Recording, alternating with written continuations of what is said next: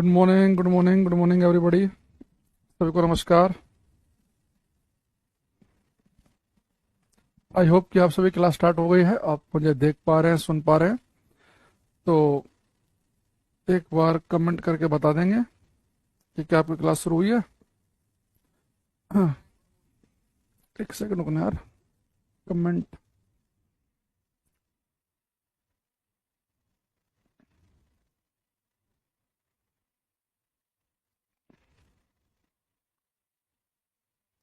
One second. Okay.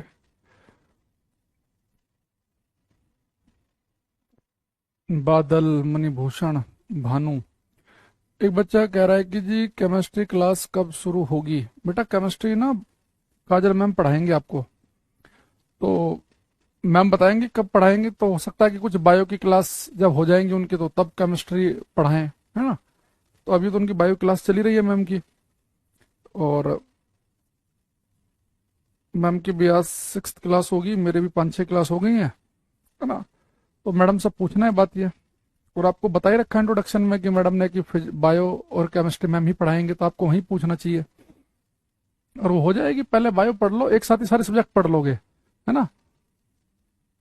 कह रहे sir starting में क्लास एकदम नहीं चलती है। हो सकता है कई बार लाइव क्लास में 15-20 सेकंड का समय लग जाता है। तो बिट्टू वेरी गुड मॉर्निंग। बादल, मोहित, भानु, कुछ बच्चों के हम नाम पढ़ देते हैं ताकि बच्चे बिल्कुल मधुकर, सूरज, आशीष, मणिभूषण, सृष्टि, आलोक,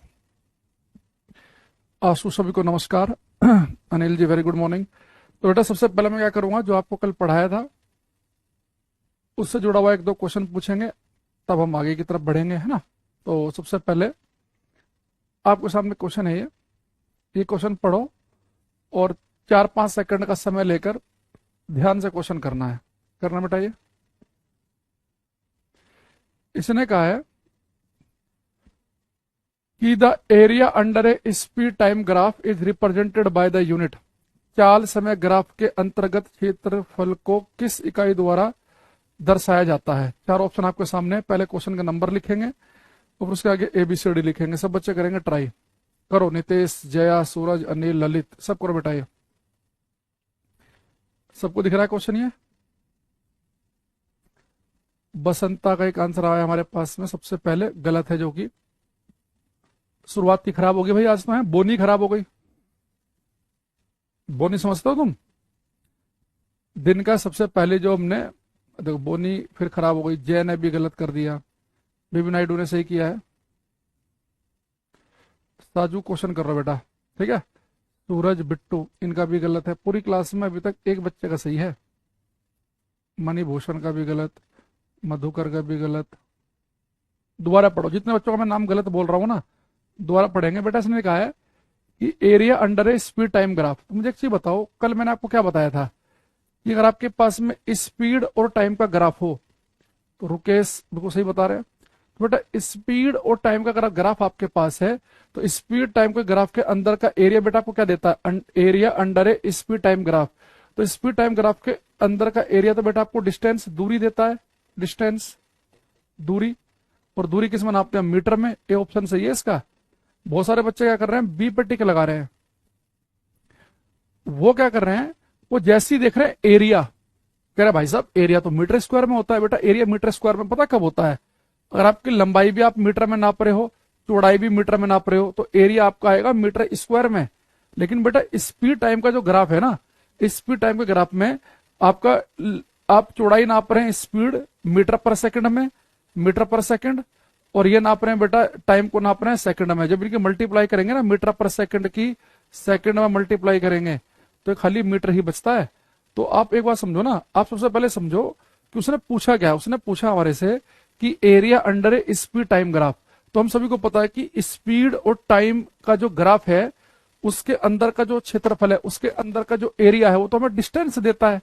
और डिस्टेंस की यूनिट यूज की जाती है मीटर। तो स्पीड टाइम के ग्राफ के अंदर का क्षेत्रफल हमें दूरी देता है, दूरी को मीटर में नापा जाता है। इसलिए बेटा इसका ऑप्शन ए बनेगा। तो समझ रहे हो, कई बार हम क्लास में जैसे ये, अगर मैंने केवल इतना पढ़ाया होता आपको कि स्पीड टाइम के ग्राफ के अंदर का क्षेत्रफल डिस्टेंस दूरी देता है, एक दो न्यूमेरिकल भी कर लिए। लेकिन कई बार टीचर क्वेश्चन को थोड़ा सा हल्का सा चेंज करता है, तो जो बच्चे चीजों को ढंग से नहीं समझ पाते हैं तो कंपटीशन में और क्लास में पढ़ने में बस ये डिफरेंस रह जाता है। ठीक। अच्छा, एक क्वेश्चन जो है कल की क्लास से जुड़ा हुआ, ये करना, ये भी पेपर में आया था किसी में। ये बेटा हमारे पास में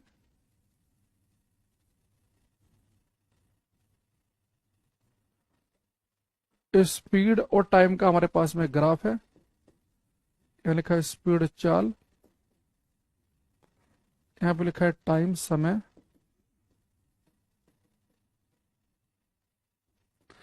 ये हमारा एक्स एक्सिस, ये वाई। स्पीड और टाइम का ग्राफ दे रखा है।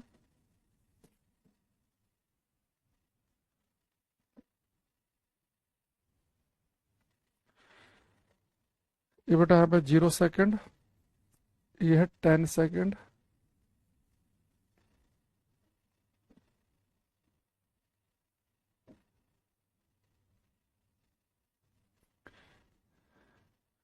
यहाँ पे लिखा है 13 मीटर पर सेकेंड। ठीक है। तो इसने हमारे से पूछा है कि एक ग्राफ दे रखा है स्पीड और टाइम का ग्राफ, और पूछ रहा है कि पार्टिकल ने 10 सेकंड में कितनी दूरी तय की। तो आपको बताना है द डिस्टेंस ट्रेवल्ड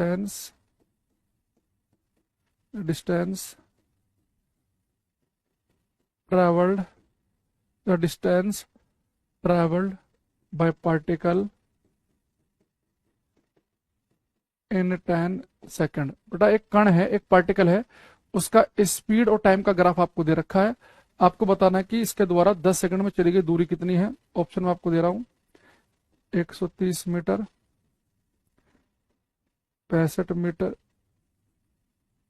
130 मीटर है, 130 मीटर, 65 मीटर, ये बेटा आपका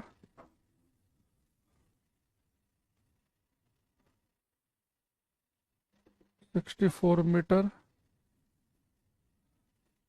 डी है 52 मीटर। एक क्वेश्चन है हमारे सामने कि आपको बताना है कि the distance travelled by particle in 10 second, 10 second में चलेगी दूरी। मोहम्मद बसंता, दोनों दोबारा करो। इस क्वेश्चन का आंसर क्या होगा? प्रदीप, मणिभूषण सब ट्राई करेंगे। अनिल का फिर से सही आंसर आया हमारे पास में।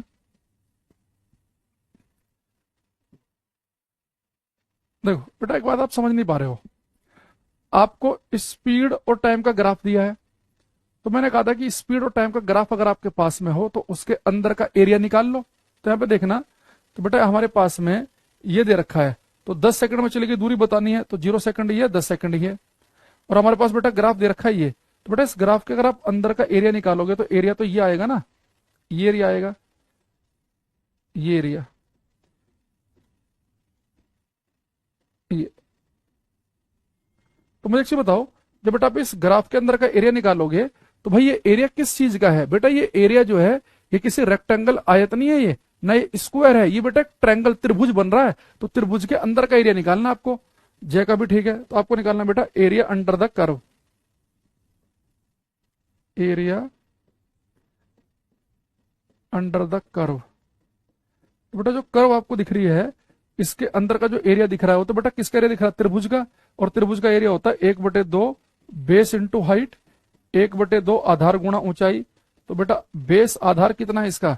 0 सेकंड से लेकर 10 सेकंड तक, तो बेटा बेस है इसका 10 सेकंड का।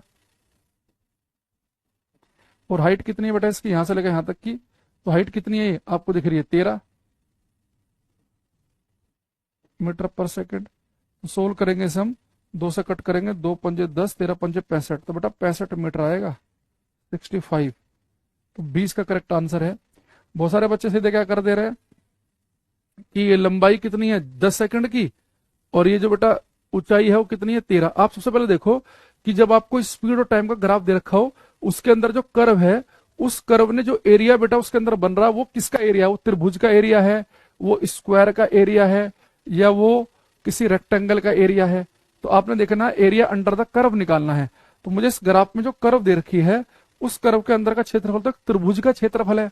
तो त्रिभुज के क्षेत्रफल का एरिया फॉर्मूला क्या होता है, 1/2 आधार गुणा ऊंचाई, 1/2 बेस इंटू हाइट। तो बेस 0 से लेकर 10 सेकंड तक का 10 है, और हाइट कितनी बेटा इसकी 13। तो ये 10 को हमने 2 से कट कर 5 आया, तो 13 पंजे 65 आ जाएगा। और स्पीड और टाइम के ग्राफ के अंदर का क्षेत्रफल हमें दूरी तो देता है, तो अगर स्पीड और टाइम का ग्राफ हो उसके अंदर का क्षेत्रफल निकालो, उससे आपको दूरी मिलेगी। और दूरी किस में नापते हैं, मीटर में। तो इसलिए इसका आंसर ये बना। बादल का भी गलत था, ये आकाश बता रहा 75, तो ऑप्शन में भी नहीं था, है ना। और ओके, इसका सही था ये। सुधा टाइम से आया करो क्लास में। एक क्वेश्चन बेटा ये करना। इसने कहा कि consider the following graphs which of these represent motion at constant speed. इनमें से कौन सा ग्राफ आपको बता रहा है कि ऑब्जेक्ट एक कांस्टेंट स्पीड से भाग रहा है। तो बेटा यहाँ पे जो टी का मतलब है टाइम, समय है, और वी का मतलब है स्पीड, और एक्स का मतलब है यहाँ पे चली गई दूरी, डिस्टेंस, है ना, या पोजीशन। मान लो एक्स को पोजीशन, वी का है स्पीड चाल, और टी है टाइम। ये क्वेश्चन ध्यान से पढ़ के करेंगे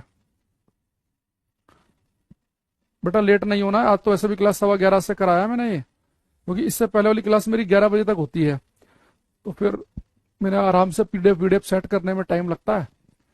उसका टाइम हमने 11:15 करा लिया, इसलिए।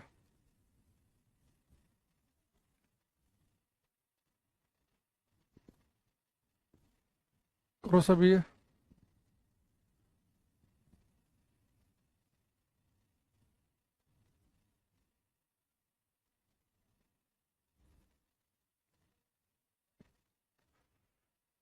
अनिल का एक आंसर हमारे पास में आया है, गलत हो गया ये भी। बिट्टू का भी गलत लग रहा मुझे। रुकेश, अनिल, दोबारा करो बेटा ध्यान से।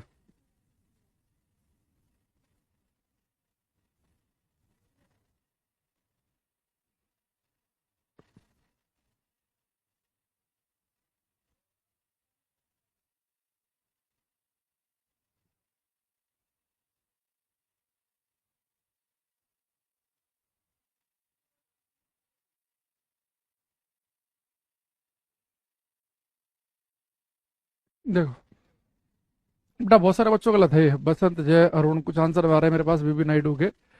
आप सबसे पहले देखो, इसने कहा कि कांस्टेंट स्पीड बताना है।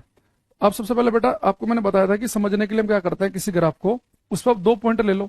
जैसे मैंने इस वाले पे 2 पॉइंट ले लिए, तो पहले मैंने आपसे कहा था कि पहले वाला जो पॉइंट है उसे एक परपेंडिकुलर लाइन डालेंगे एक्स एक्सिस पे, एक डालेंगे वाई पे, फिर दूसरे से एक लाइन डालेंगे एक्स पे, एक डालेंगे वाई पे। तो आपने यहाँ पे क्या देखा कि बेटा एक्स एक्स पे लिखा है टाइम, तो टाइम तो चेंज हो रहा है, 1 से 2 बज गए, टाइम चेंज हो रहा है।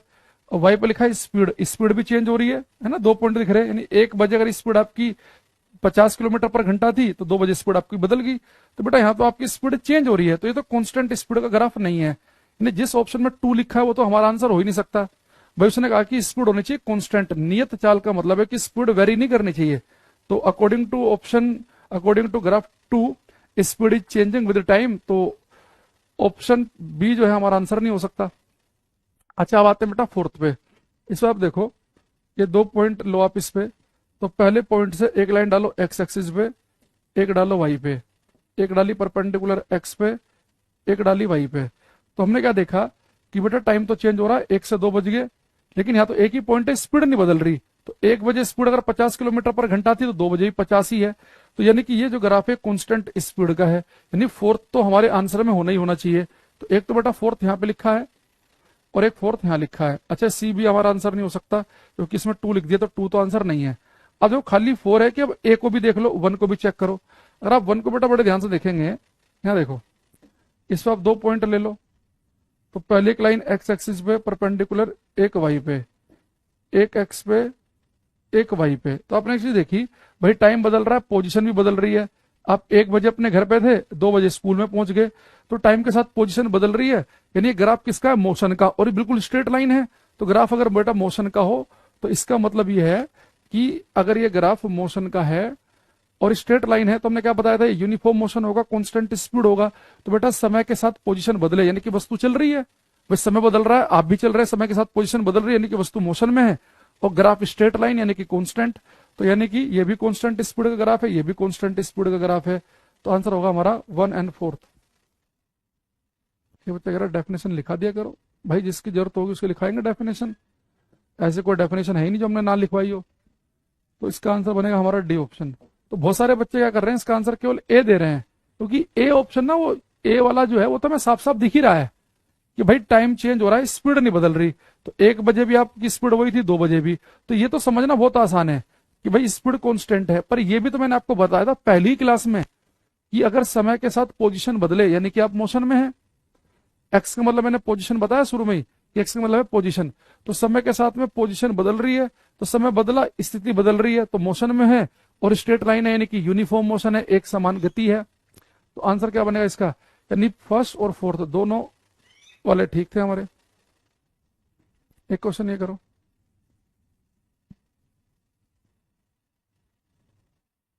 ये करेंगे।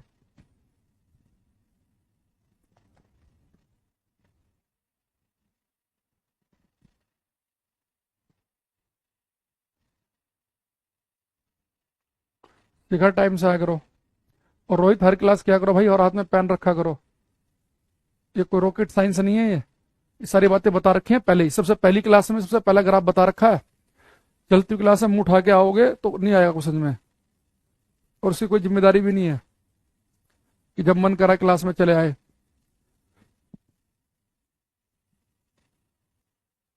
एक बच्चा कह रहा सर फर्स्ट ग्राफ और सेकंड सेम है ना। बेटा कहाँ है फर्स्ट और सेकंड सेम, कहाँ है? सेकंड में यहाँ पे v लिखा है, स्पीड लिखी है, तो सेकंड ग्राफ कह रहा है कि समय बदल रहा है तो स्पीड भी बदल रही है। भाई ग्राफ ये मत देखो कि ये दोनों सेम है, यहां देखो ना क्या लिखा है, तो समय के साथ में स्पीड बदल रही है, तो स्पीड तो कांस्टेंट है ही नहीं, तो हमें तो कांस्टेंट स्पीड वाला ग्राफ ढूंढना है। तो सेकंड तो हमारा आंसर हो ही नहीं सकता। फर्स्ट वाले में कह रहा है कि समय बदल रहा है, पोजीशन बदल रही है, स्थिति बदल रही है। 1 बजे घर पे है, 2 बजे स्कूल में है, तो समय के साथ पोजीशन बदलना यानी कि आप मोशन में है, गति में है। और ग्राफ अगर बिल्कुल स्ट्रेट लाइन हो तो यानी कि यूनिफॉर्म मोशन है, एक समान गति है। भाई देखो ये दोनों ग्राफ जो हैं आपको यहां तक तो सेम सेम लग रहे हैं, लेकिन जैसे अगर मैं यहां पे लिख दूं टाइम, यहां लिख दिया मैंने समय, और यहां लिख दिया बेटा मैंने स्पीड, यहां लिख दिया मैंने समय, और यहां लिख दिया मैंने पोजीशन, तो दोनों के मतलब बदल जाएंगे दोनों के। भाई यहाँ स्पीड और टाइम का ग्राफ है, पोजीशन और टाइम का ग्राफ है, तो ये ग्राफ मुझे क्या बता रहा है कि जैसे जैसे टाइम बदल रहा है स्पीड बदल रही है, तो यानी कि स्पीड कांस्टेंट नहीं है, तो ये तो नहीं होगा। लेकिन ये हमें क्या बता रहा है कि समय के साथ में पोजीशन बदल रही है यानी कि आप गति में है, और ग्राफ स्ट्रेट लाइन यानी कि यूनिफॉर्म मोशन है, एक समान गति है। और एक समान गति को हमने क्या कहा था, कांस्टेंट स्पीड, नियत चाल है, तो ये वाला हमारा ग्राफ हो जाएगा। ऐसे ये वाला ग्राफ में, अगर ये वाला ग्राफ में मैं ऐसे बना दूं पोजीशन और टाइम, और ऐसे बना दूं, तो ये ग्राफ क्या बता रहा है, 2 पॉइंट ले लो, एक एक्स पे एक वाई पे, एक एक्स पे एक वाई पे, तो टाइम तो बदल रहा, पोजीशन बदल नहीं रही है, तो ये वाला ग्राफ आपका रेस्ट का हो जाएगा। जबकि ये वाला ग्राफ क्या है, समय बदल रहा है, स्पीड नहीं बदल रही है, कांस्टेंट स्पीड का है, तो यहाँ पे आप एक ही स्पीड से भाग रहे हैं और यहाँ पे तो आप रुके हुए हैं। तो ये मत सोचना कि ग्राफ सेम है, यहां पर क्या लिखा है उससे सारा गेम बदल जाता है। ठीक है,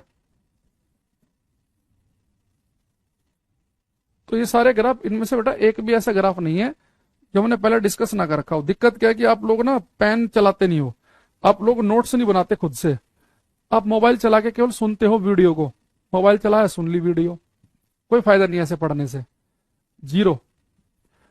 अब अगले पे आते हैं, एक एक क्वेश्चन करना, ये करो।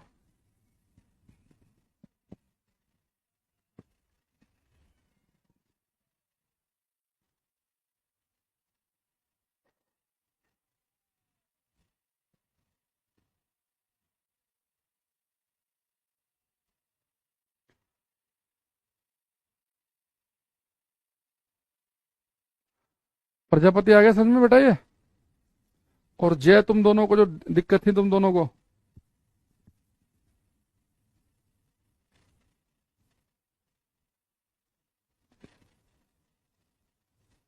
नोट्स कैसे बनाए, हाथ में पेन रखा करो और एक रफ कॉपी, जो जो टीचर बोलता रहे उसे लिखते रहा करो, क्वेश्चन को छोड़कर।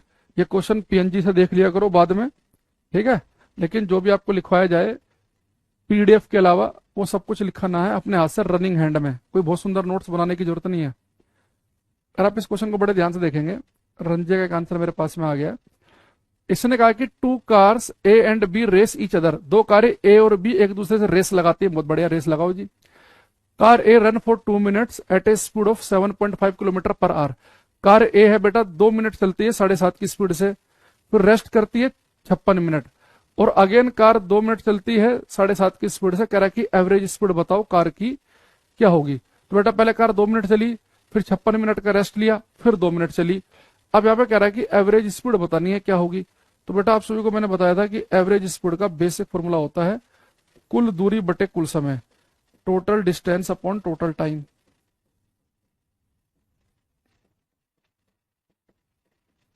अब देखो टोटल टाइम आपको यहाँ पे साफ साफ दिख रहा है कि पहले गाड़ी 2 मिनट चली, फिर 56 मिनट का रेस्ट लिया, 56 तो 58 मिनट, फिर 2 मिनट चले यानी कि 60 मिनट, टोटल हो गया 60 मिनट। स्पीड किलोमीटर पर घंटे में दे रखी है, यानी 60 मिनट का लोगे बेटा 1 घंटा, यानी कुल मिला के आपने गाड़ी चलाई 1 घंटे। अब आपको बेटा डिस्टेंस निकालनी है। तो मुझे एक चीज बताओ, ये जो कार ए है ये 2 मिनट चल रही है कितनी स्पीड से, 7.5 की स्पीड से। तो डिस्टेंस तो हमें पता ही है, डिस्टेंस होती है स्पीड इनटू टाइम। तो इसकी स्पीड कितनी है बेटा 7.5, और 2 मिनट चली है। तो 7.5 की स्पीड से 7.5 किलोमीटर पर घंटे की स्पीड चली 2 मिनट, और मिनट को घंटे में बदलने के लिए 60 से डिवाइड कर देंगे। ये तो समझ रहे होंगे आप। भाई एक चीज बताओ, ये जो टाइम दे रखा है मिनट में, स्पीड दे रखी है किलोमीटर पर घंटे में, तो डिस्टेंस होती है स्पीड इंटू टाइम। तो स्पीड कितनी है 7.5 किलोमीटर पर घंटा, और टाइम दे रखा मिनट में, तो उसका भी घंटा ही बनाना पड़ेगा। फिर इसने 56 मिनट रेस्ट किया तो कोई दूरी नहीं चली, फिर ये चल रही है 7.5 की स्पीड से 2 मिनट, तो मिनट को घंटे बदलने के लिए 60 से डिवाइड कर देंगे। अब हिसाब साफ सोल्व कर लो। तो ये बेटा आप देखो 7.5 इंटू 2/60, ये बात 2 बार लिखी हुई है। 7.5 2/60, 7.5 2/60, तो 2 बार लिखी, 2 से मल्टीप्लाई कर दो। अब सोल्व कर लो। 15 चौका 60, 15 पंजे 75, 5 दूनी 10, 2 से 2 गया, 2 दूनी 4, तो 1/2 का मतलब हो गया 0.5 किलोमीटर पर आवर की एवरेज स्पीड आ गई। आई बात समझ में, हाँ कि ना? कितने बजे समझ पाए इस बात को?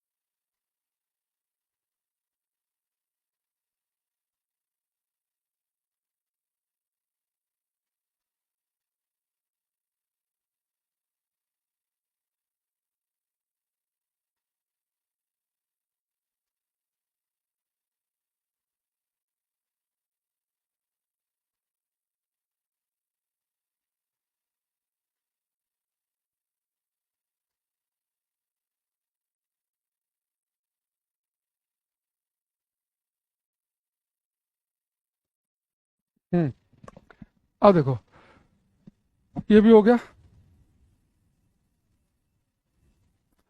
तो अब देखो हमने एक बार अगर हम सारी बातें दोबारा समझें, 3-4 मिनट का एक समय ले लेते हैं। देखो जब तक चीजें बिल्कुल कॉन्फिडेंस ना आए, क्लियरिटी ना आए, तो कोई फायदा नहीं है।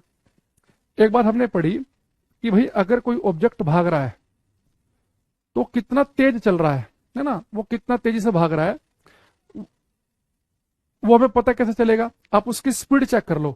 जैसे मान लो मैं आपसे कह दूं कि भाई एक ऑब्जेक्ट है, उसकी जो एवरेज स्पीड है वो है 100 किलोमीटर पर घंटा, और एक की मैं एवरेज स्पीड आपको बता दूं वो है 60 किलोमीटर पर घंटा। तो इससे आपको तुरंत 1 सेकंड में आइडिया हो गया कि भाई जो पहले वाला है ये तेज भाग रहा है, ये हर घंटे 100 किलोमीटर दूर भाग जाता है, ये हर घंटे केवल 60 किलोमीटर दूर ही जा पा रहा है। मान लो हमारे मामा घर 120 किलोमीटर दूर है, तो 120 किलोमीटर में से 2 घंटे लग जाएंगे, और इसे 1 घंटे से थोड़ा सा फालतू टाइम लगेगा। तो स्पीड हमें बताती है कि how fast an object is moving, कोई वस्तु कितना तेज भाग रही है हमें उसकी स्पीड से पता चलता है, कि उसकी स्पीड देख लो, उससे बात बन जाएगी। फिर मैंने कहा कि जो स्पीड है वो डेली लाइफ में हम किलोमीटर पर घंटे में नापते हैं, क्योंकि डेली लाइफ में हम घंटों में ज्यादा लंबी लंबी दूरी तय करते हैं। 2 घंटे चला रहे हैं गाड़ी, 4 घंटे चला रहे हैं, 5 घंटे चला रहे हैं। लेकिन जो इसकी ऐसा यूनिट है, तो हमने क्या पढ़ा था कि स्पीड जो होती है, चाल जो होती है, स्पीड इसकी एसआई यूनिट जो होती है वो क्या है बेटा, वो है मीटर पर सेकंड, मीटर पर सेकंड। तो अगर पेपर में इसकी एसआई यूनिट पूछेगा तो मीटर पर सेकंड है, पर डे लाइफ में जनरली हम किलोमीटर पर घंटे का यूज करते हैं। अगर आपको किलोमीटर पर घंटे को मीटर पर सेकंड में बदलना हो तो उसका मैंने तरीका बताया था। मान लो कि एक गाड़ी की स्पीड है 54 किलोमीटर पर घंटा, तो इसकी एवरेज अगर आपको स्पीड निकालनी है मीटर पर सेकंड में तो 5/18 से मल्टीप्लाई कर दो, 18 छत्ते 18 54, तो कितनी आ जाएगी 15 मीटर पर सेकंड। तो किलोमीटर पर घंटे को मीटर पर सेकंड में बदलना भी आपको सिखाया गया था, ठीक है। अच्छा, दूसरी चीज, अगर मान लो कई बार ऐसा हो कि आप जब न्यूमेरिकल कर रहे हैं, आपको बेटा कहीं पर लिख रखा उसने स्पीड दे रखी किलोमीटर पर घंटे में और टाइम दे रखा आपको उसने मिनट या सेकंड में, तो ये नहीं कर सकते कि एक जगह घंटा हो एक जगह मिनट हो, तो आपको सेम यूज करना पड़ेगा। तो आप उसके लिए ऑप्शन देखेंगे, जैसे यहाँ पे हमें ऑप्शन में दिख रहा था कि जो उसने स्पीड पूछी हो किलोमीटर पर घंटे में पूछी है, यानी हम क्या करेंगे, अगर मुझे मिनट दे रखा है तो उस मिनट को इसलिए मैंने घंटे में बदल लिया 60 से डिवाइड करके। ये नहीं है कि आप न्यूमेरिकल करने बैठो तो यहाँ पे 7.5 किलोमीटर पर घंटा है और ये 2 मिनट है, तो एक जगह घंटा एक जगह मिनट, ऐसे नहीं चलेगा, ठीक है। अब इसके अलावा मैंने एक चीज आपको बताई कि जो आपकी एवरेज स्पीड है वो केवल आपको ये बता रही है कि आप ऑन एन एवरेज हर घंटे 100 किलोमीटर दूर जा रहे हैं। इसका ये बिल्कुल मतलब नहीं है कि आपकी स्पीड हर समय ही 100 है। अगर किसी पर्टिकुलर टाइम पर आपका मन करे अपनी स्पीड पता करने का तो आपको गाड़ी के स्पीडोमीटर में देखना पड़ेगा। तो गाड़ी का जो स्पीडोमीटर उस समय उसकी सुई जहां पर होगी वो आपको इंस्टेंटेनियस स्पीड देता है, क्षणिक चाल देता है, हमने कल की क्लास में पढ़ा था। तो इंस्टेंटेनियस स्पीड वो स्पीड होती है जो किसी पर्टिकुलर इंस्टेंट पर पर्टिकुलर क्षण पर है। एवरेज स्पीड होती है पूरी यात्रा की। तो एवरेज स्पीड को तो हम फॉर्मूले से निकाल सकते हैं। एवरेज स्पीड क्या होती है, कुल दूरी को टोटल डिस्टेंस को टोटल टाइम से भाग कर दो तो आपके पास में एवरेज स्पीड आ जाएगी। कुल दूरी को कुल समय से भाग कर देंगे। और मैंने कहा कि इंस्टेंटेनियस स्पीड तो आप एक बहुत ही आसान तरीके से पता कर सकते हैं कि गाड़ी के स्पीडोमीटर में देख लो, अगर गाड़ी की सुई 80 पे तो इंस्टेंटेनियस स्पीड 80 है, 70 पे तो 70 पे।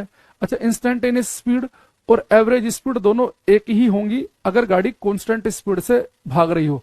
तो अगर आपकी गाड़ी लगातार 60 की स्पीड से भाग रही है तो लगातार ही 60 से भाग रही है, ना स्पीड 60 से कम हुई ना 60 से ज्यादा, तो एवरेज स्पीड भी 60 ही आएगी। जब लगातार गाड़ी 60 से भाग रही है, किसी भी टाइम आप गाड़ी के स्पीडोमीटर में देखोगे स्पीड 60 ही दिखेगी। तो इंस्टेंटेनियस स्पीड और एवरेज स्पीड दोनों एक ही चीज है अगर गाड़ी एक कांस्टेंट स्पीड से भाग रही हो। फिर इसके हमने कुछ ग्राफ बनाए। फिर हमने क्या देखा कि मेरे पास स्पीड और टाइम का ग्राफ है, उसके अंदर का क्षेत्रफल निकालेंगे तो हमें दूरी मिलेगी, डिस्टेंस मिलेगी, जिसे हम मीटर में नापते हैं। अगर मेरे पास डिस्टेंस और टाइम का ग्राफ है तो उसका स्लोप देख लो। तो जो कर्व ज्यादा एंगल पर होगी, जिसका स्लोप ज्यादा होगा, यानी उसकी स्पीड ज्यादा होगी। इस तरह की बातें हमने कल की क्लास में पढ़ी है, ठीक है। बाकी ये जो क्वेश्चन था, और इसके अलावा मैंने आपको बताया था कि एवरेज स्पीड निकालने के लिए एक तो हमारे पास होता शॉर्ट ट्रिक। अगर टाइम सेम दे रखा हो कि आप पहले भी 2 घंटे चले फिर 2 घंटे चले, अगर आपको बेटा टाइम दे रखा हो सेम, तो हम क्या करते हैं एवरेज स्पीड निकालने के लिए दोनों स्पीड को जोड़ के 2 से भाग कर देंगे। अगर डिस्टेंस सेम दे रखी हो तो उसका फॉर्मूला बताया था मैंने आपको 2v1v2 upon v1 plus v2, अगर डिस्टेंस सेम दे रखी हो। बेटा देखो यहाँ पर ना तो आपको टाइम दे रखा सेम ना डिस्टेंस सेम दे रखी है। भाई टाइम सेम कहा, पहले गाड़ी 2 मिनट चलाई फिर 56 मिनट और फिर 2 मिनट, तो टाइम तो सेम नहीं है, ना डिस्टेंस सेम दे रखी है। तो फिर हमें बेसिक फॉर्मूला लगाना पड़ेगा कुल दूरी बटे कुल समय। तो इनमें से एक चीज तो आपको समय तो दिख रहा है 2, 56, 8, 58 और 2, 60 मिनट, यानी कि 1 घंटा। तो टाइम तो साफ साफ दिख गया।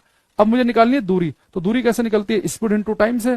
तो पहले स्पीड कितनी है 7.5 किलोमीटर पर घंटे की, 2 मिनट, तो मिनट को घंटे में बदलने के लिए 60 से भाग कर दिया। फिर 56 मिनट रेस्ट किया तो उसमें तो कोई दूरी चलोगी ही नहीं, आप रेस्ट का मतलब है कि स्पीड 0। फिर आप फिर से 7.5 किलोमीटर पर घंटा चले 2 मिनट, तो मिनट का घंटा बनाने के लिए फिर 60 से भाग कर दिया। अभी से आपने सोल्व किया तो 0.5 आ गया आपका। बिट्टू अनिल अब आया भाई, समझ में आ गया? या अब भी नहीं आया? अब भी नहीं आएगा तो बड़ी दिक्कत हो जाएगी भाई। अब मत बोलना कि नहीं आया सर। ऐसे बोल दो कि आ गया। अरे पेन रखा करो हाथ में, रफ कॉपी लिखा करो, साथ साथ देखा करो क्या है चल रहा है। ये नहीं कि खाट पे लेट के टांग पे टांग रख के बस सुन रहे हैं, ऐसे कुछ नहीं आएगा समझ में, ठीक है। चलो अब बेटा हम आगे चलते हैं। अब एक शब्द हम पढ़ेंगे क्लास में, वेलोसिटी, वेग।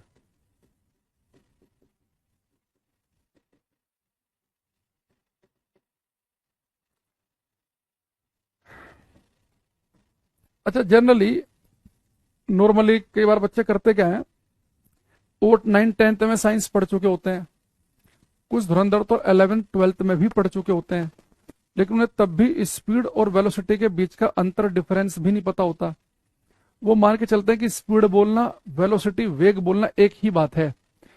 हाँ, डेली लाइफ में कई बार आपका काम चल जाता है, लेकिन जब आप साइंस पढ़ रहे हैं, न्यूमेरिकल भी अगर आपको सोल्व करने हैं, कॉन्सेप्चुअल क्वेश्चन भी सोल्व करने हैं, तो आपको समझना पड़ेगा कि किसी ऑब्जेक्ट की स्पीड पता होना और उसकी वेलोसिटी पता होने में काफी बड़ा अंतर है।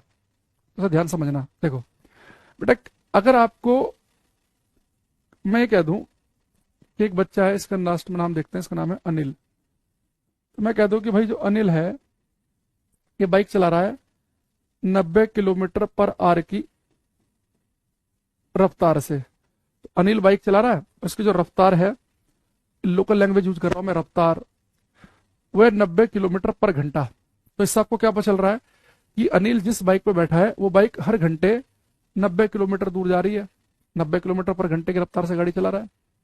तो बेटा, जब मैं आपको बोल रहा हूं कि अनिल की रफ्तार 90 किलोमीटर पर आ रहा है, ये आपको अनिल की स्पीड पता चल गई, उसकी चाल, कि अनिल कितना तेज भाग रहा है हर घंटे 90 90 किलोमीटर दूर।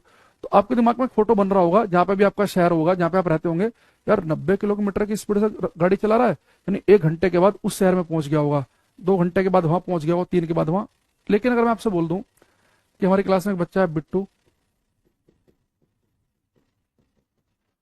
और ये बाइक चला रहा है 90 किलोमीटर पर आवर की रफ्तार से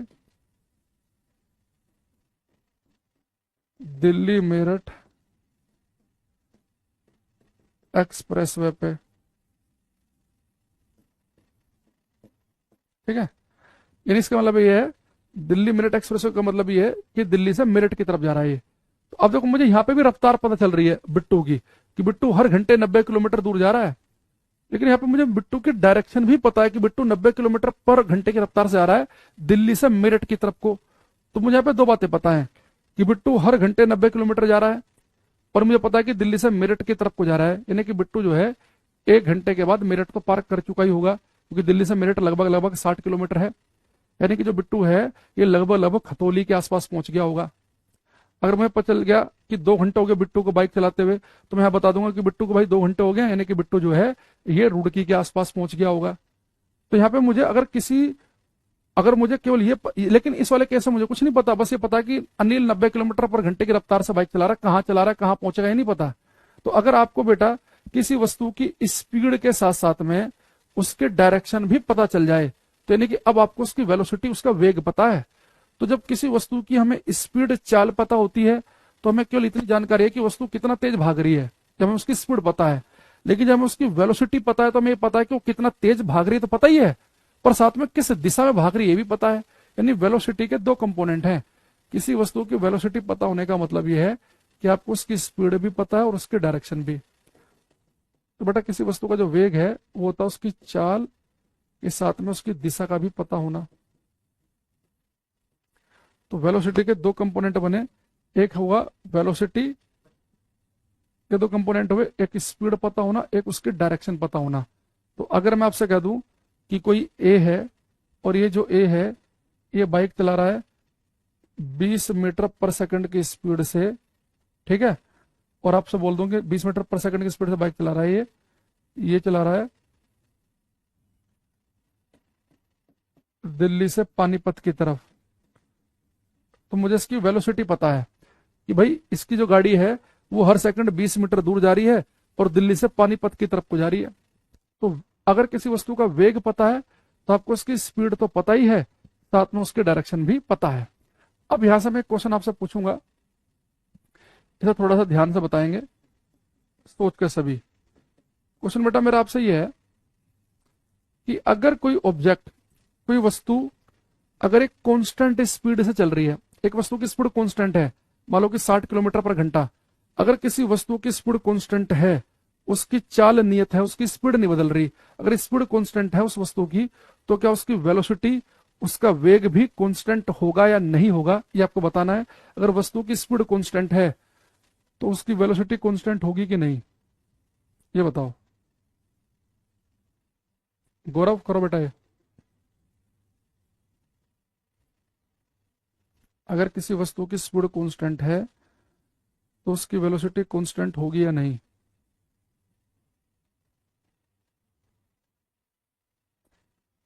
सोचना है पूरा। थोड़ा ट्रिकी क्वेश्चन है। अगर एक वस्तु की स्पीड कांस्टेंट है, उसकी चाल नियत है, तो उसका वेग नियत होगा या नहीं होगा? बसंत, अनुज, अनिल, जय, प्रजापति, नितेश, रंजित, सबका लाइन से गलत। हर क्वेश्चन की बोनी खराब कर रहे हो तुम लोग। आज है, आज का तो वही लग रहा है दिन ठीक नहीं है तुम्हारा या मेरा, किसी एक का तो खराब है ही है। बहुत अच्छा लिखा अनसु ने पूरी क्लास में, 36 वगैरह सबका गलत है ये। मधुकर, बादल,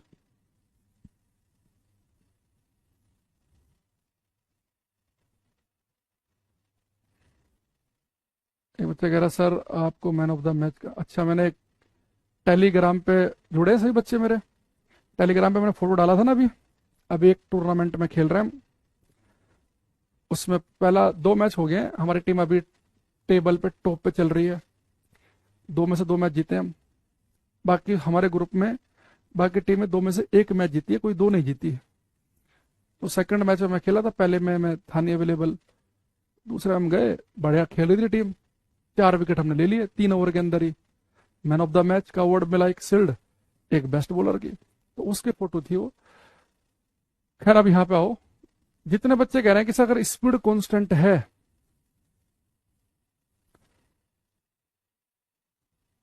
तो वेलोसिटी भी कांस्टेंट होगी, उनका गलत है। जो कह रहा है कि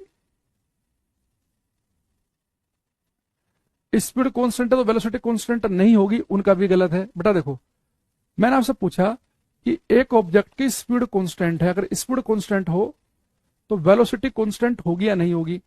तो आपको बोलना था कि सर वेलोसिटी में तो 2 चीजें होती हैं, स्पीड और डायरेक्शन। अब आपने कहा कि स्पीड तो कांस्टेंट है, तो स्पीड अगर कांस्टेंट है तो जरूरी नहीं कि वेलोसिटी भी कांस्टेंट हो। अगर स्पीड कांस्टेंट है और साथ में बेटा डायरेक्शन भी अगर कांस्टेंट रही हो, भाई मान लो वस्तु एक ही स्पीड से अगर एक ही डायरेक्शन में भाग रही होगी तो उसकी वेलोसिटी कांस्टेंट हो जाएगी। लेकिन स्पीड तो कांस्टेंट है, लेकिन अगर उसकी डायरेक्शन कांस्टेंट ना हुई कि वस्तु कभी भाग रही है इधर को, कभी भाग रही है इधर, कभी इधर, कभी इधर, कभी इधर, कभी इधर, कभी इधर, कभी इधर, तो उसकी वेलोसिटी कांस्टेंट नहीं होगी। यानी अगर किसी वस्तु की स्पीड कांस्टेंट है तो आपको बोलना चाहिए था कि उसकी वेलोसिटी कांस्टेंट हो भी सकती है और नहीं भी हो सकती। भाई स्पीड तो कांस्टेंट है, लगातार वस्तु एक ही स्पीड से भाग रही है। अब वस्तु एक ही स्पीड से भाग तो रही है, अब यहाँ पर डायरेक्शन के बारे में मैंने आपको नहीं बताया। तो डायरेक्शन के 2 केस हैं कि स्पीड तो कांस्टेंट है, अगर डायरेक्शन भी कांस्टेंट रही, मैं लगातार एक ही स्पीड से भाग रहा हूं ईस्ट डायरेक्शन में, लगातार एक ही स्पीड से, तो यानी कि मेरी वेलोसिटी कांस्टेंट है। तो वेलोसिटी कांस्टेंट का मतलब होता है कि ना स्पीड बदले ना ही डायरेक्शन बदले। लेकिन मैं एक ही स्पीड से भाग रहा हूं, लेकिन कभी मैं भाग रहा हूं ईस्ट में, कभी भाग रहा हूं मैं साउथ में, कभी मैं भाग रहा हूं वेस्ट में, कभी नॉर्थ में, तो बेटा फिर मेरी वेलोसिटी कांस्टेंट नहीं है। क्योंकि वेलोसिटी तभी कांस्टेंट कहलाएगी जब वस्तु एक ही स्पीड से एक ही दिशा में भाग रही हो, तभी ऐसा होगा। देखो अगर मैं आपसे कह दूं कि भाई, अगर आपसे कह दिया जाए कि कोई ए है, ये 20 मीटर पर सेकंड से भाग रहा है ईस्ट डायरेक्शन में, और बी भाग रहा है 20 मीटर पर सेकंड से नॉर्थ में। देखो ये भी बेटा हर सेकंड 20 मीटर जा रहा है, ये भी हर सेकंड 20 मीटर जा रहा है, इन दोनों की स्पीड तो सेम है, दोनों की रफ्तार तो सेम है, स्पीड सेम है दोनों की, पर दोनों की वेलोसिटी सेम नहीं है, क्योंकि इसकी डायरेक्शन ईस्ट है, इसकी नॉर्थ है। ये 1 सेकंड के बाद 20 मीटर दूर मिलेगा, ये भी 1 सेकंड के बाद 20 मीटर दूर मिलेगा, लेकिन ये कहीं और मिलेगा, ये कहीं और मिलेगा। तो स्पीड का कांस्टेंट होना वेलोसिटी के कांस्टेंट होने की शर्त नहीं है। तो किसी वस्तु का वेग नियत और नियत केवल और केवल और केवल तभी हो सकता है जब ना दिशा बदले ना ही उसकी डायरेक्शन बदले। स्पीड कांस्टेंट है तो आप बोलेंगे वेलोसिटी कांस्टेंट साहब हो भी सकती है, नहीं भी हो सकती, क्योंकि डायरेक्शन का हमें पता नहीं है। अगर डायरेक्शन नहीं बदल रही होगी तो वेलोसिटी कांस्टेंट है, अगर डायरेक्शन बदल रही होगी तो नहीं है। यहां पर लिखेंगे हम, पहले इंग्लिश में लिखो फिर हिंदी में लिखेंगे। इफ स्पीड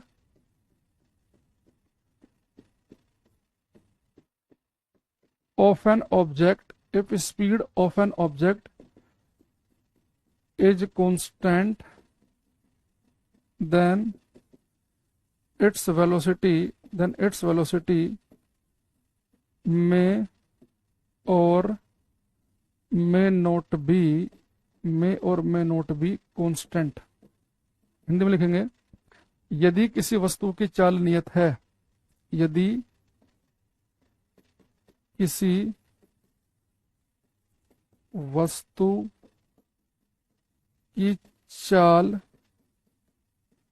यदि किसी वस्तु की चाल नियत है तो उसका वेग नियत हो भी सकता है और नहीं भी। तो उसका वेग नियत हो भी सकता है और नहीं भी। तो अगर बेटा स्पीड कांस्टेंट है तो वेलोसिटी कांस्टेंट हो भी सकते और नहीं भी। सारा गेम इस बात पर डिपेंड करेगा कि डायरेक्शन सेम है कि बदल रही है। ठीक है, जैसे मैंने कहा कि ये ए और बी का अगर आप केस देखें तो इन दोनों की बेटा स्पीड तो सेम है, स्पीड सेम है इनकी, लेकिन डायरेक्शन बदलने की वजह से इनकी वेलोसिटी कांस्टेंट नहीं है। स्पीड कांस्टेंट, वेलोसिटी कांस्टेंट नहीं है। अच्छा, अगर दूसरा मैं आपसे बोल दूं ये कोई बेटा एक्स है, ये 10 मीटर पर सेकंड से भाग रहा है नॉर्थ में और वाई भाग रहा है 20 मीटर पर सेकंड से नॉर्थ में। तो बताओ इनकी वेलोसिटी, इनका वेग कांस्टेंट है कि नहीं है? मतलब दोनों की वेलोसिटी सेम है कि नहीं है? एक्स की वेलोसिटी है 10 मीटर पर सेकंड नॉर्थ में, वाई की वेलोसिटी है 20 मीटर पर सेकंड नॉर्थ में। दोनों का वेग समान है कि नहीं है? प्रजापति एक बार कमेंट करो भाई, बार बार नहीं करो।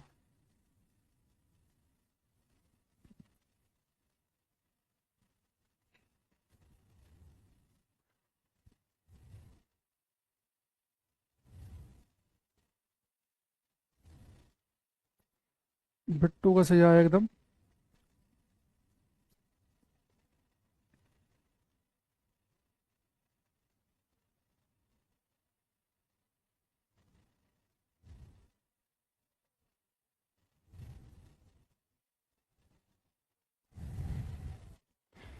देखो बेटा, अगर आप देखेंगे यहाँ पे जो एक्स और वाई है, बिल्कुल सही सही आंसर आ रहा है आप सभी के।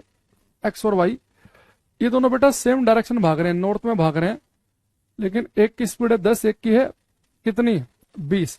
तो आप कहेंगे सर ना तो इनकी स्पीड सेम ही, इनकी तो स्पीड भी सेम नहीं है भाई। ये हर सेकंड 10 मीटर भाग रहा है, 20 मीटर भाग रहा है, इनकी स्पीड ही सेम नहीं है। अगर स्पीड सेम नहीं है तो वेलोसिटी भी सेम नहीं होगी भाई। वेलोसिटी सेम कब मानी जाएगी? जब दोनों की ना तो स्पीड बदले ना ही डायरेक्शन बदले। तो चलो यहाँ पे डायरेक्शन तो सेम है भाई, ये भी 10 मीटर पर सेकंड से नॉर्थ में भाग रहा है, 20 मीटर पर सेकंड से नॉर्थ में भाग रहा है। दोनों भाग तो नॉर्थ में रहे हैं पर अलग अलग स्पीड से भाग रहे हैं। तो ना तो इनकी स्पीड सेम है ना इनकी वेलोसिटी सेम है। तो बहुत बार बच्चे करते हैं, जब हम वेलोसिटी के बारे में बार बार डायरेक्शन का जिक्र करते हैं ना, तो फिर वो स्पीड देखना भूल जाते हैं, वो खाली डायरेक्शन ही देख रहे होते हैं। भाई ठीक है, इसकी डायरेक्शन भी नॉर्थ, इसकी भी नॉर्थ है, पर दोनों की स्पीड तो अलग अलग है। ये 1 सेकंड के बाद मान लो कि नॉर्थ में, ये वाली डायरेक्शन मैंने नॉर्थ मान ली, ठीक है, 1 सेकंड के बाद 10 मीटर दूर मिलेगा, ये मिलेगा 20 मीटर दूर। बेटा इनकी तो स्पीड भी सेम नहीं ना इनकी वेलोसिटी। देखो दो ऑब्जेक्ट की वेलोसिटी सेम कब मानी जाएगी? अगर दोनों सेम ही स्पीड से भाग रहे हो और सेम ही डायरेक्शन में भाग रहे हो। तो यहां पर ए और बी की स्पीड सेम थी, ए की भी स्पीड बी की भी 20, दोनों की स्पीड सेम है, पर दोनों की वेलोसिटी सेम क्यों नहीं है? क्योंकि दोनों की डायरेक्शन अलग अलग है। तो ए और बी दोनों की चाल समान है पर वेग समान नहीं है। लेकिन यहाँ पे एक्स वाई की ना तो चाल समान है ना ही इनके वेग समान है, क्योंकि वेग के लिए दोनों की स्पीड भी सेम होनी चाहिए, दोनों की डायरेक्शन भी सेम होनी चाहिए। तो ना तो स्पीड सेम ना ही वेलोसिटी वेग सेम। तो अगर मैं कह दूं कि मैं और मेरे साथ एक बच्चा, अगर हम दोनों भागना शुरू करें तो हम दोनों की वेलोसिटी सेम तभी मानी जाएगी तो जितनी स्पीड से मैं भाग रहा हूं उतनी स्पीड से साथ वाला बच्चा भी भागे, जिस डायरेक्शन में भाग रहा हूं उसी डायरेक्शन में वो भी भागे। तो हम दोनों सेम स्पीड से सेम डायरेक्शन में भागेंगे तभी हमारी वेलोसिटी सेम कहलाएगी। स्पीड या डायरेक्शन में से कोई भी एक चीज बदल गई तो सारा गेम बदल जाएगा। ठीक है, अब मैं आप एक आध क्वेश्चन पूछते हैं आपसे।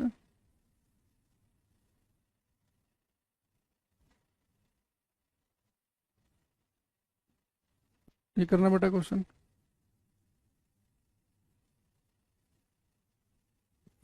The distance time graph of an object moving in a fixed direction is shown in figure. एक निश्चित दिशा में गतिमान वस्तु का दूरी समय ग्राफ चित्र में दिखाया गया है। तो यहां से लिख रहा है कि जो ऑब्जेक्ट है वो रेस्ट पे है, कांस्टेंट वेलोसिटी से मूव कर रहा है, वेरिएबल वेलोसिटी से मूव कर रहा है ना। ये एक्सेलरेशन वाला भी छोड़ देना क्योंकि एक्सेलरेशन मैंने आपको पढ़ाया नहीं है। तो ए बी सी में से कोई सा एक आंसर है, ये करो।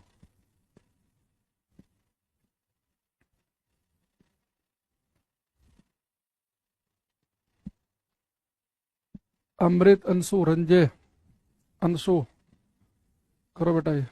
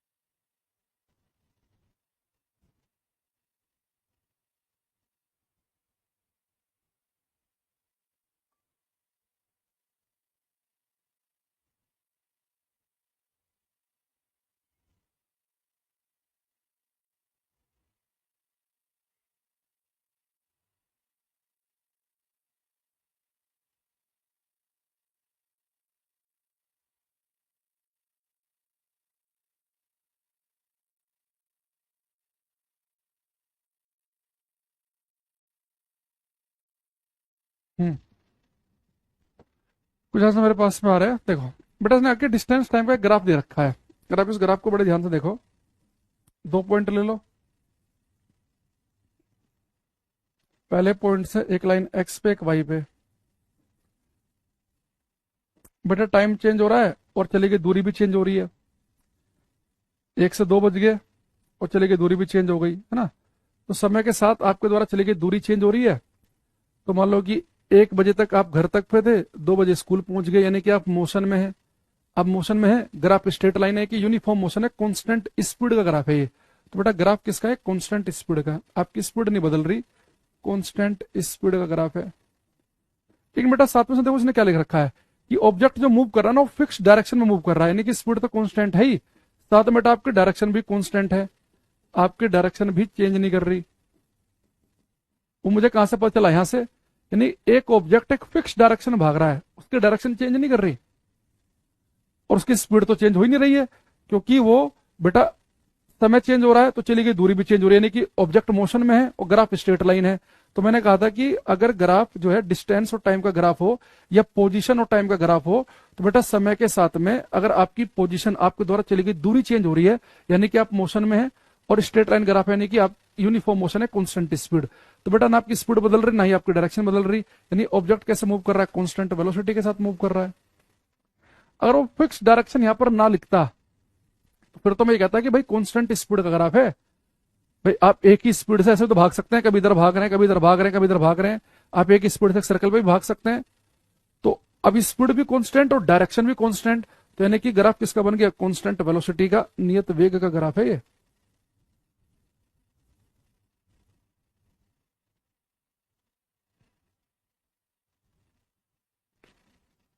हम्म,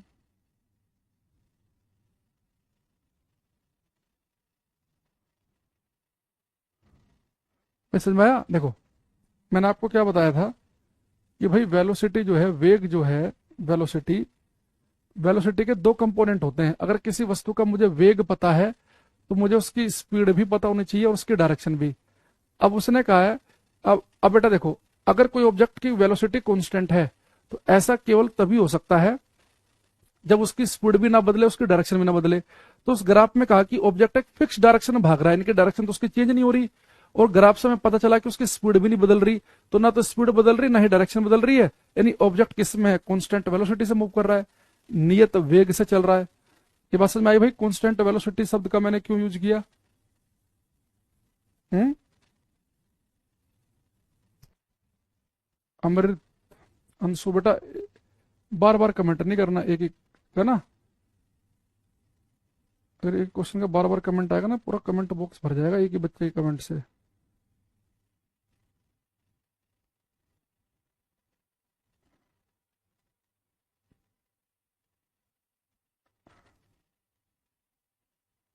ठीक, आगे बढ़े। हम्म,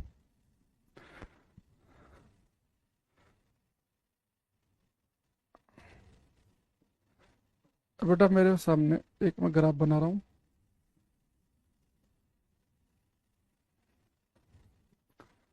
यहाँ पे लिखा मैंने एक्स, यहाँ पे लिखा मैंने वाई, यह लिखा मैंने वेलोसिटी, वेग, यहाँ लिखा मैंने टाइम, समय।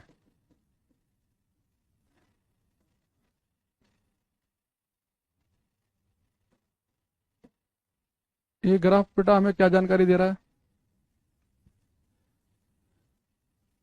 टेलीग्राम का लिंक कहाँ मिलेगा? टेलीग्राम का लिंक नहीं, उसमें सर्च में डालना टेलीग्राम पे अंकुर सर फिजिक्स। टेलीग्राम पे जाओगे ना तो सर्च में लिखोगे ना अंकुर सर फिजिक्स, लिखना बिना स्पेस दिए एक साथ, अंकुर सर फिजिक्स। तो 4-5 चैनल आएंगे मेरे नाम से, तो जिस चैनल में 20.4 हजार बच्चे होंगे उसे ज्वाइन कर लेना। 20.4 है इसमें, बाकी 1000-2000 वाले फर्जी हैं। ठीक है नील, यहाँ देखो ये बेटा फिर से हमें क्या करना है, 2 पॉइंट ले लो,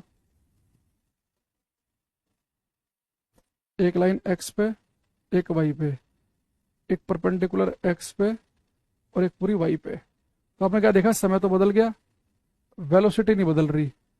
1 बजे वेलोसिटी वही थी, 2 बजे भी वही है, यानी जो ग्राफ है कांस्टेंट वेलोसिटी का ग्राफ है। तो ग्राफ किसका है? कांस्टेंट वेलोसिटी, नियत वेग का, नियत वेग का है। ठीक, कांस्टेंट वेलोसिटी नियत वेग का ग्राफ देख रहे हो। सेम यही ग्राफ जब मैंने यहां पे लिखा था बेटा पोजीशन, यहां लिखा था टाइम, तो यही ग्राफ रेस्ट का था, विराम अवस्था का। क्यों? समय तो बदल रहा था लेकिन आपकी पोजीशन नहीं बदल रही थी। यही ग्राफ किसका था? विराम अवस्था का। जब मैंने यहां पे लिखा स्पीड, यहां पे लिखा था मैंने टाइम, तो ये ग्राफ कांस्टेंट स्पीड का बन गया था कि समय तो बदल रहा है लेकिन स्पीड नहीं बदल रही, तो कांस्टेंट स्पीड का बन गया था। अब यही ग्राफ समय तो बदल रहा है, वेलोसिटी नहीं बदल रही, तो कांस्टेंट वेलोसिटी का बन गया है। तो सेम ग्राफ वही लाइन खींची है बार बार, बस यहां पर क्या लिखा, यहां पे क्या लिखा, उससे सारे के सारे मतलब बदल जाते हैं। तो समय के साथ स्पीड नहीं बदल रही तो कांस्टेंट स्पीड, समय के साथ में वेलोसिटी नहीं बदल रही तो कांस्टेंट वेलोसिटी। अच्छा, वेलोसिटी कांस्टेंट है तो इसका मतलब 100% हमें पता चल गया कि वेलोसिटी कांस्टेंट है, यानी कि ना तो स्पीड बदल रही होगी ना ही डायरेक्शन बदल रही होगी, वस्तु एक ही स्पीड से एक ही डायरेक्शन में भाग रही होगी, है ना। इसके अलावा एक बात और देखेंगे यहाँ पे भी हम, लेटर लिखेंगे हम अब एवरेज वेलोसिटी, इसका फॉर्मूला लिखेंगे, औसत वेग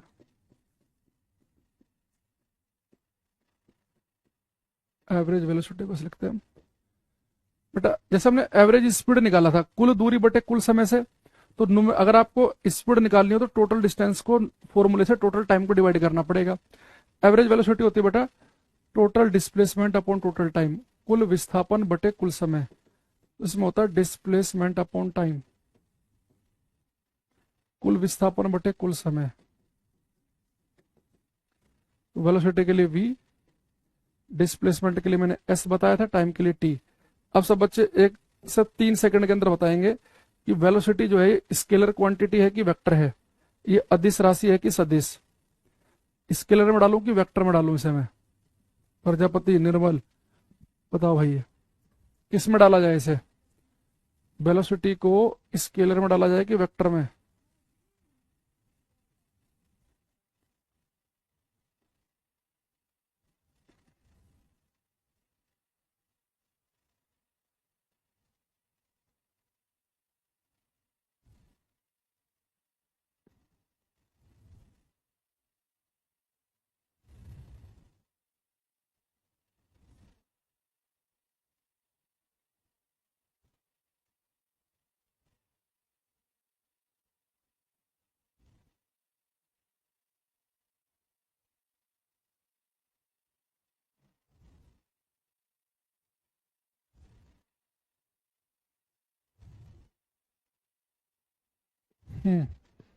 जय बसंता रंजय प्रजापति, समझ गए?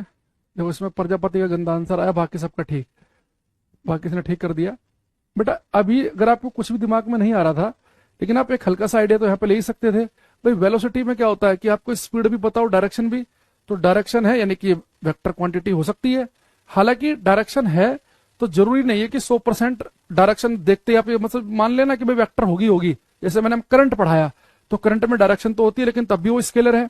लेकिन मैंने आपको इससे पिछली क्लास में भौतिक काम की बात बताई थी, अगर आपको ध्यान हो उससे आपको 100% सही आंसर मिलेगा।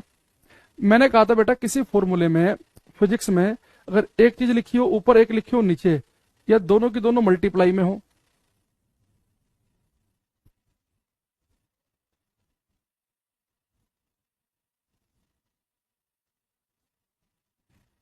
तो वो नोट्स बेटा मैंने नहीं बनाए, किसी बच्चे ने बना के भेजे थे, वही हमने अपलोड कर दिए हैं। तो वो तो कंप्लीट नोट्स बहुत पुराने बैच के हैं, जो कंप्लीट नोट्स पढ़े हैं ना, उनमें फोकस मत करना आप। जो आपको डेली क्लास में जब हम पढ़ाते हैं, जो पीएनजी मिलती है वो आपके काम की है। वो बड़े पुराने, लगभग लगभग मान के चलो 2.5-3 साल पुराने किसी बैच के हैं। तो ये अभी लेटेस्ट अपडेटेड चीजें पढ़ो आप। अब यहाँ देखो, तो बेटा मैंने कहा था किसी फॉर्मूले में एक चीज ऊपर हो एक नीचे हो, या दोनों मल्टीप्लाई में, उन्हें बड़े ध्यान से देखेंगे। बेटा डिस्प्लेसमेंट लिखा है, विस्थापन। डिस्प्लेसमेंट मैंने आपको पढ़ाया था वेक्टर क्वांटिटी है, इसके ऊपर हम तीर का निशान बना देंगे। टाइम आपको बताया था कि स्केलर अदिश राशि है। तो क्या बोला था मैंने, किसी फॉर्मूले में दोनों अगर स्केलर क्वांटिटी हो, अदिश राशि जिसका फॉर्मूला वो स्केलर, दो में से अगर एक वेक्टर जिसका फॉर्मूला वो वेक्टर बन जाएगा। तो बेटा वेलोसिटी जो है ना हमारी, ये वेक्टर क्वांटिटी है, ये सदिश राशि है। ये एक तो वेक्टर क्वांटिटी है,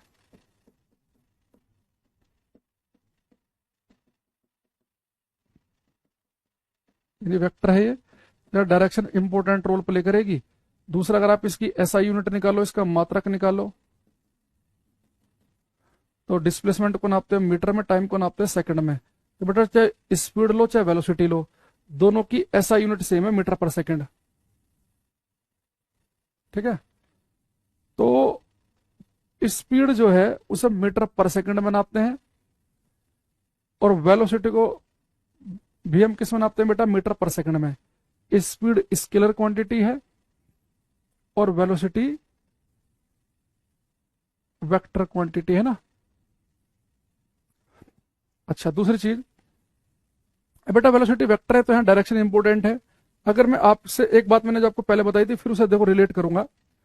अगर बेटा मैं यहाँ पर कोई एक, ये मान लो कोई पार्टिकल है एक्स, और इस पार्टिकल को हम फिक्स कर दें कि भाई साहब आपको केवल इस सीधी रेखा पे चलना है, इसके अलावा कहीं और दिखे तो मुर्गा बना के पिटाई होगी। इसने भाई साहब मैं मुर्गा क्यों बनूंगा, क्यों पिटाई कराऊंगा, मैं तो ठीक है स्ट्रेट लाइन पे चलूंगा। तो बेटा अगर मैं इस पार्टिकल को एक्स को यहाँ पे छोड़ के आया, और बिल्कुल इसे सख्त हिदायत दी गई है कि आपको केवल स्ट्रेट लाइन पे, सरल रेखा पे चलना है, तो इसे केवल स्ट्रेट लाइन पे चलना हो तो इसके पास में तो केवल दो ही डायरेक्शन हो सकती है, तो ये वाली या फिर ये वाली। स्ट्रेट लाइन में तो दो ही दिशा होती है, तो आगे वाली या पीछे वाली। तो बेटा हम जनरली ये आगे वाली जो डायरेक्शन है हम ले लेते हैं पॉजिटिव, साइन कन्वेंशन है हमारी, ताकि हमें हमेशा ध्यान रखेंगे आगे वाली को पॉजिटिव लेना है ताकि कंफ्यूजन ना हो। और ये लेफ्ट हैंड साइड वाली डायरेक्शन से हम लेते हैं नेगेटिव। तो मान लो कि भाई ये जो पार्टिकल है अगर ये इधर को भाग रहा हो 10 मीटर पर सेकंड से, तो आप ये भी कह सकते हैं कि सर इसकी जो वेलोसिटी है वो +10 मीटर पर सेकंड है। और ये पार्टिकल इधर को भाग रहा है मान लो 15 मीटर पर सेकंड से, तो आप ये बोल सकते हैं कि सर इसकी जो वेलोसिटी है वो -15 मीटर पर सेकंड की है। तो जो वेक्टर क्वांटिटी होती है, जैसे वेलोसिटी बेटा वेक्टर क्वांटिटी है, तो वेक्टर क्वांटिटी तो उसकी डायरेक्शन होगी। तो अगर ये पार्टिकल केवल एक सीधी रेखा पे भाग रहा हो, तो बेटा आप इसकी वेलोसिटी को पॉजिटिव अगर कह रहे हैं कि वेलोसिटी पॉजिटिव, तो इसका मतलब है कि पॉजिटिव डायरेक्शन भाग रहा है। वेलोसिटी नेगेटिव का मतलब है कि नेगेटिव डायरेक्शन में भाग रहा है। तो वेलोसिटी पॉजिटिव और नेगेटिव केवल आपको ये बता रही है। नहीं तो आप चाहो तो ऐसे भी लिख सकते हैं कि भाई इसकी जो वेलोसिटी है 10 मीटर पर सेकंड है प्लस एक्स डायरेक्शन में, ये इसकी वेलोसिटी है -15 मीटर पर सेकंड, सॉरी इसकी वेलोसिटी है 15 मीटर पर सेकंड माइनस एक्स डायरेक्शन में। तो हम क्या करते हैं, अगर वेलोसिटी के साथ आपको प्लस और माइनस लिखा मिल रहा है तो डायरेक्शन के लिए है ये। इसका मतलब ये नहीं है कि ये प्लस वेलोसिटी है +10 उसकी -15, तो स्लो चल रहा है। बेटा फास्ट तो यही है, ये हर सेकंड 15 मीटर दूर जा रहा है, ये हर सेकंड 10 मीटर दूर जा रहा है। बस ये कहां जा रहा है, ये पूरब की तरफ जा रहा है, पश्चिम की तरफ। तो मैंने पूरब को मान लो पॉजिटिव मान रखा है, पश्चिम को नेगेटिव। तो ये नेगेटिव या पॉजिटिव जो है फिजिक्स में, वो ये डायरेक्शन बताने के लिए है ये यहाँ पे।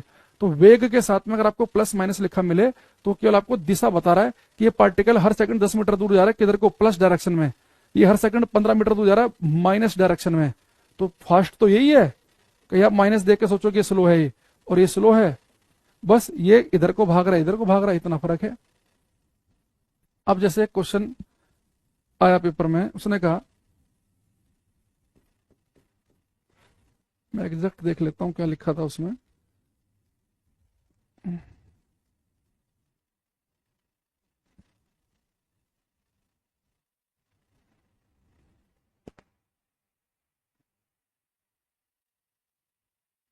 हम्म,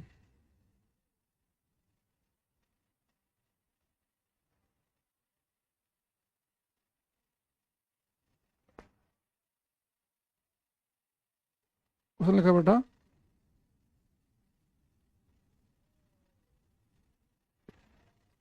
ए physical quantity, a physical quantity is given by -6 metre per second, then it is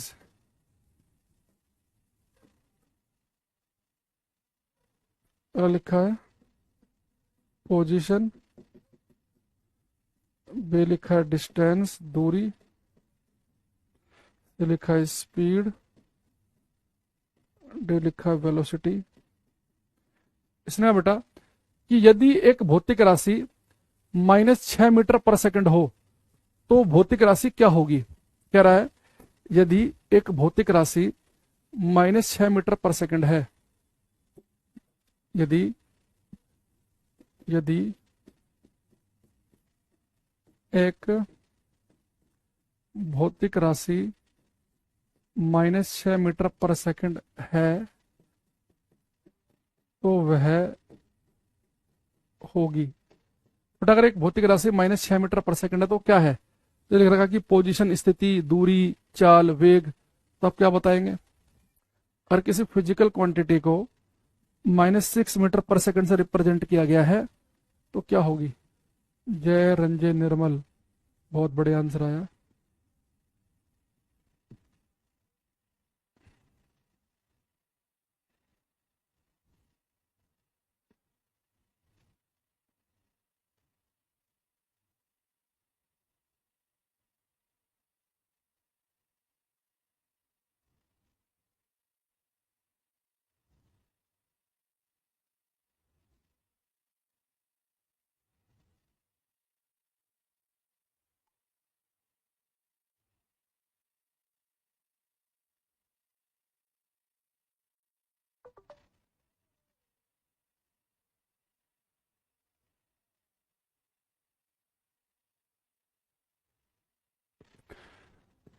Madhukar का पूरी क्लास में गलत है, बिट्टू का तो महागलत। बेटा सबसे पहले देखो, ये तो मैं अभी आपको जस्ट अभी चीजें पढ़ा रहा था, तो अभी तो आप गलती कर ही नहीं सकते। हाँ, अचानक से बीच में आ जाए कभी तो चलो गलत कर दो, समझ में भी आए। आप अभी गलत कर दे रहे हो 2 मिनट में ही। तो मुझे बताओ, एक फिजिकल क्वांटिटी को मैंने लिखा -6 मीटर पर सेकंड, तो आपको बेटा इतने तो बुद्धि होनी चाहिए कि मीटर पर सेकंड जो होता है वो स्पीड या वेलोसिटी के लिए है, क्या लिया, वेग के लिए। तो यानी कि ए और बी तो हमारा आंसर हो ही नहीं सकता। भाई दूरी को हम किस में नापते हैं, केवल मीटर में। पोजीशन किसी वस्तु की कितनी है, आपके घर से कोई वस्तु 100 किलोमीटर दूर है तो उसकी पोजीशन 100 किलोमीटर दूर की है, तो ये तो मीटर में नापे जाते हैं, तो ये तो आंसर हो ही नहीं सकते। अब हमारे पास में बचा भाई मीटर पर सेकंड जो है वो यूनिट देखो ना आप, तो मीटर पर सेकंड या तो स्पीड, चाल के लिए यूज होता है, वेग के लिए। अब बेटा यहाँ पे लिखा माइनस, अगर ये माइनस साइन लिखा है ना, तो बेटा वेलोसिटी जो है ये वेक्टर क्वांटिटी है, तो वेक्टर क्वांटिटी में हम प्लस और माइनस से भी रिप्रेजेंट कर सकते हैं कि अगर ये पॉजिटिव डायरेक्शन भाग रहा है तो प्लस और नेगेटिव भाग रहा है तो माइनस। तो बेटा अगर ये माइनस लगा दिया ना, ये वेलोसिटी है, वेग के लिए है ये। भाई अगर एक ऑब्जेक्ट की वेलोसिटी आपने -6 मीटर पर सेकंड बताई, तो इसका मतलब क्या है कि वो ऑब्जेक्ट हर सेकंड 6 मीटर दूर भागेगा और नेगेटिव डायरेक्शन में। तो डायरेक्शन तो वेलोसिटी के साथ है, स्पीड तो स्केलर अदिश राशि है, वहां तो डायरेक्शन होती नहीं है। ए क्यों बता रहे हो तुम लोग कि ये तो ए या डी। भैया आप ये देखो ना, अगर मैं आपसे कह रहा हूं कि एक फिजिकल क्वांटिटी है, उसे मैंने रिप्रेजेंट किया 10 घंटे से, तो ये क्वांटिटी क्या हो सकती है। ऑप्शन है आपके पास में डिस्टेंस, डिस्प्लेसमेंट, वेलोसिटी, टाइम। एक भौतिक राशि को मैंने कहा कि 10 घंटा, तो क्या होगी ये। तो मूर्ख से मूर्ख बच्चा बता देगा कि भाई अगर किसी भौतिक राशि को, फिजिकल क्वांटिटी को आप करें 10 आवर्स, 10 घंटे, तो घंटा तो समय के लिए यूज होता है। ये कभी आपने टाइम जो है वो दूरी के लिए थोड़े ना, दूरी तो मीटर में नापते हैं, डिस्प्लेसमेंट मीटर में नापते हैं, मीटर पर सेकंड में नापते हैं, यानी कि टाइम के लिए होगा ये। देखो फिजिकल क्वांटिटी को मैंने लिखा कि 10 आवर्स, तो 10 घंटे, तो वो टाइम है 100%। ऐसे कोई फिजिकल क्वांटिटी है -6 मीटर पर सेकंड, तो मीटर पर सेकंड है तो स्पीड के लिए है, वेलोसिटी के लिए है, लेकिन माइनस लगा देने की हम डायरेक्शन की बात भी कर रहे हैं, तो वेलोसिटी में होती है डायरेक्शन। तो तो छोटी छोटी चीजें भी कई बार बच्चे गड़बड़ कर देते हैं। तो बहुत गलत बात है भाई, कैसे गलत कर रहे हो तुम्हें? इसका तो बहुत तगड़ा दंड मिलना चाहिए तुम्हें। चलो एक क्वेश्चन ये करो। एक बटा सर्कल है ये,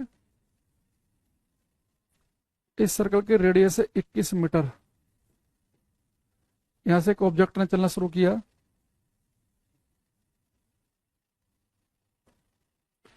यहां पे एक क्वेश्चन लिखेंगे, find average speed and average velocity of particle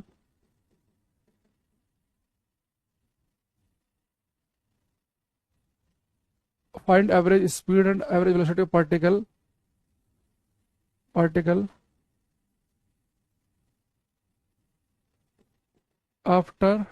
after one complete round. Find average speed and average velocity of particle after one complete round. तो बेटा वन कंप्लीट राउंड के बाद में आपको इसकी एवरेज स्पीड और एवरेज वेलोसिटी बतानी है, और टाइम टेकन जो है वन राउंड का वो है टाइम टेकन, एक राउंड पूरा होने में टाइम लग रहा है, time taken in one complete round जो है वो है 10 सेकंड। तो बेटा एक पार्टिकल जो है 21 मीटर त्रिज्या के एक वृत्त पर घूम रहा है, तो आपको औसत चाल औसत वेग बताना है एक पूर्ण चक्कर के बाद। तो एक पूर्ण चक्कर जहां से आपने लगाना शुरू किया, मान लो कोई पार्टिकल है ओ, तो इसने एक पूरा चक्कर लगाया, तो एक पूर्ण चक्कर के बाद में आपको इसकी एवरेज स्पीड और एवरेज वेलोसिटी बतानी है, और एक चक्कर पूर्ण करने में इसे जो समय लगता है वो है 10 सेकंड का।